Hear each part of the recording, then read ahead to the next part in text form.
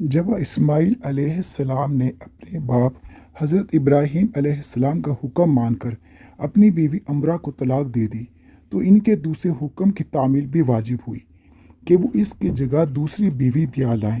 وہ اس فکر میں تھے کہ تھوڑے دن کے بعد معلوم ہوا کہ بنی جرہم کے سردار مزاز ابن عمرو کی ایک بیٹی ہے جس کا نام سیدہ ہے۔ یہ نہایت خوبصورت اور نیک سیرت ہے۔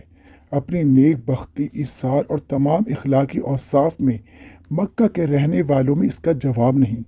ساری لڑکیاں اس کے حسن و اخلاق و شرافت خاندان و جمال بے مثال کے آگے ہیچ ہیں۔ اس میں کوئی شک نہیں کہ یہ سیدہ گو کمسن تھیں، مگر ان کے مزاج میں بہت انکساری، طبیعت میں ایثار اور بول چال میں لوچ اور نرم فطرت میں بھولا پن تھا۔ مہمان اور آنے جانے والوں کی خبر گیری اور خاطرداری کرنے میں پوری تھیں۔ یہ سب اوصاف دیکھ کر اور سن کر حضرت اسماعیل علیہ السلام سے چند خیر خواہوں نے کہا کہ آپ ان سے نکاح کر لیں تو نہایت مناسب ہوگا۔ جیسی بیوی آپ کو چاہیے اور جیسی بہو آپ کے والد چاہتے ہیں یہ ایسی ہی ہے۔ آپ نے اس مشورے کو منظور کیا اور پیام دے دیا۔ یہ تو ہم نے پہلے سنا تھا کہ مکے والے حضرت اسماعیل علیہ السلام کی بہت عزت اور احترام کرتے تھے۔ ان کا خیال تھا کہ یہ اللہ کے خاص بندے ہیں اور زمزم میں صرف انہی کی برکت سے پانی ہے۔ وہ ہر وقت آپ کی خدمت گزاری میں کوتاہی نہ برتتے تھے۔ پیام پہنچتے ہی مزاج نے فوراً منظور کیا اور سمجھ لیا کہ ان سے بہتر شوہر میری بیٹی کو نصیب ہونا ممکن نہیں، اور سیدہ کے ساتھ اسماعیل علیہ السلام کا نکاح کر دیا۔ سیدہ اپنے شوہر کی نہایت خدمت گزار، فرما بردار بیوی ثابت ہوئیں۔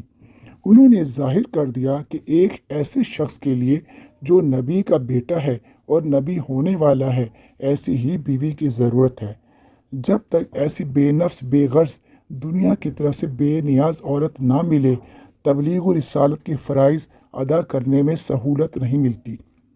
دونوں میاں بیوی ایک دوسرے سے خوش و خرم زندگی گزار رہے تھے اور حضرت اسماعیل سیر و شکار کی عادت کو نبھائے جا رہے تھے۔ حسب معمول اس دفعہ جو حضرت ابراہیم علیہ السلام تشریف لائے تو پھر حضرت اسماعیل شکار پر گئے ہوئے تھے۔ آپ سیدہ کے پاس آئے اور دریافت کیا کہ اسماعیل کہاں ہیں؟ سیدہ نے کہا وہ ہمارے لیے روزی کی تلاش میں گئے ہیں۔ ابراہیم علیہ السلام نے فرمایا اچھا تو تم کس حال میں ہو؟ زندگی عیش و عشرت میں گزرتی ہے یا رنج و پریشانی میں؟ اسماعیل کی ذات سے تمہیں کسی قسم کی کوئی شکایت تو نہیں؟ سیدہ نے کہا ہم بہت اچھی حالت میں، خوشحالی اور ثروت اور اطمینان ہمارے شریک حال ہے۔ حضرت ابراہیم نے پھر پوچھا کیا کھاتی پیتی ہو؟ سیدہ نے کہا گوشت اور پانی، اور یہ ایک اچھی غذا ہے۔ پھر سیدہ نے کہا کہ آپ ہمارے ہاں کیوں قیام نہیں کرتے اور جو کچھ ہمارے ہاں میسر ہے کھائیں اور پئیں اور ہمیں خدمت کا موقع دیں۔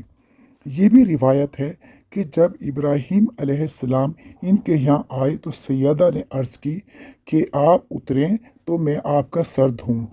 اس زمانے میں رواج تھا کہ جو شخص سفر سے تھکا ماندہ گھر آتا تو لوگ اس کا سر دھوتے تاکہ اس کی تھکن اور خستگی دور ہو جائے، مگر ابراہیم علیہ السلام اپنی سواری سے نہ اترے۔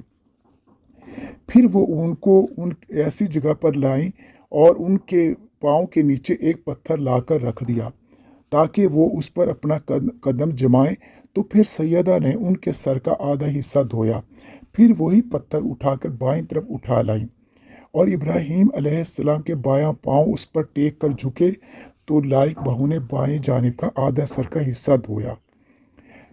ابراہیم علیہ السلام کے دونوں قدموں کے نشان اس پتھر پر بنے رہ گئے، اور یہی اب تک مقام ابراہیم کہلاتا ہے جو حرم شریف میں نصب ہے۔ اس کے بعد ابراہیم علیہ السلام نے فرمایا جب تمہارے شوہر آئیں تو ان کو میرا سلام پہنچانا اور یہ کہنا کہ اپنے دروازے کی یہ چوکھٹ قائم رکھیں۔ پھر وہ چلے گئے۔ جب حضرت اسماعیل علیہ السلام تشریف لائے تو آپ نے دریافت کیا کیا کوئی آج ہمارے ہاں آیا تھا؟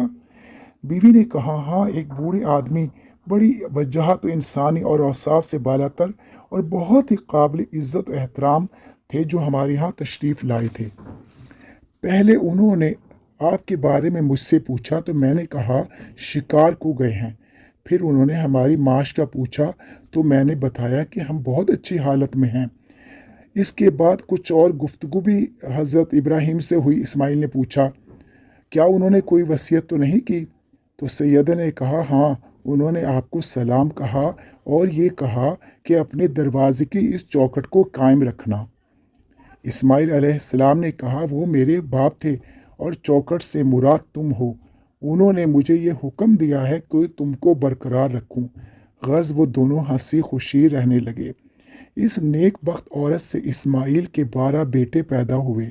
सबसे बड़े बेटे कैजार और दूसरे बिनत थे और यही इस्माइल अलैहिस्सलाम के वलीअहद और जानशीन हुए। तमाम अरब बिनत और कैजार की ही औलाद में से हैं। जब इनकी औलादें ज़्यादा हुई और मक्के में गुंजाइश सुकूनत बाकी ना रही तो ये दूसरे शहरों में फैल गए और जहाँ ये जाते अल्लाह ताला इस शहर के लोगों को इनका फरमाबरदार कर देता।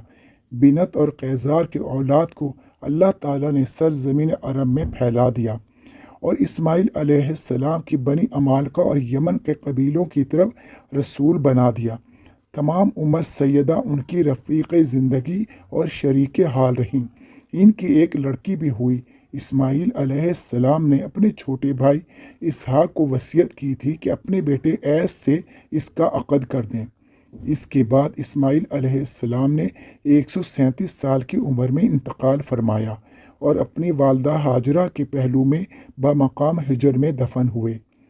सैयदा के बतन से हज़रत इस्माइल अलैहिस्सलाम के और जो 10 लड़के पैदा हुए थे इनके नाम ये हैं: अर्ज़ील, मीशा, मस्मा, रमा, माश, आज़र, कतूर, काकस, तमिया, कैदमान और लड़की का नाम बिस्मत जो ऐस से बिहाई गई थी।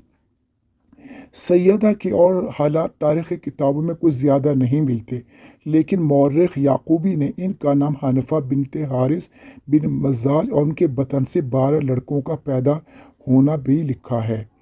ये थी हज़रत इस्माइल अलैहिस्सलाम की अज़वाज के बारे में मालूमात।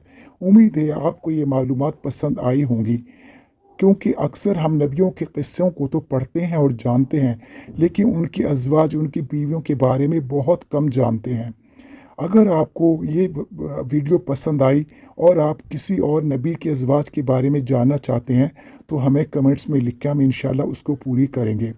अगर आपको ये वीडियो या हमारा चैनल पसंद आए तो प्लीज़ आप इसको सब्सक्राइब कर दें, बेल आइकॉन को भी प्रेस कर दें और शेयर करें, लाइक करें। अल्लाह हम सब का हामी व नासिर हो। अल्लाह हाफिज़।